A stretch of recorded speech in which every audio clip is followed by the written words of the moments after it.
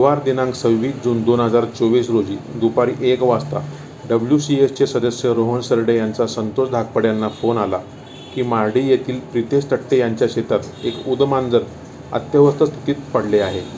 त्वरित रेस्क्यूबाबत माहिती मिळताच वाईल्डलाईफ कॉन्झर्वेशन असोसिएशनचे सदस्य मार्डीला रवाना झाले व शेतात पोहोचल्यानंतर त्यांनी पाहणी केली असता एक उदमांजर एका ठिकाणी अत्यवस्थ स्थितीत पडले असल्याचे त्यांच्या लक्षात आले. क्षीरसागर यांनी क्षणाचाही उसंत न करता त्या उदमांजराला अलगद एका विशिष्ट पिंजऱ्यामध्ये बंद केले. ते उदमांजर जास्तच अस्वस्थ असल्याने माडोक अभयारण्य क्षेत्रातील वनपाल दाभाडे सरांच्या मार्गदर्शनाने सोलापूर वन विभाग येथील उपचार केंद्रात त्या उदमांजराला दाखल करण्यात आले. ते उदमांजर आता डॉक्टरांच्या देखरेखीत असून त्याच्यावर योग्य ते उपचार झाल्यानंतर त्याला त्याच्या नैसर्गिक अधिवासात परत सोडण्यात येणार असल्याचे WCS संस्थेतर्फे सांगण्यात आले. या बचाव कार्यात WCSचे सुरेश क्षीरसागर, संतोष धाकपाडे, लखन भोगे, रोहित गावडे, शेतकरी प्रितेश तट्टे यांनी सहकार्य केले.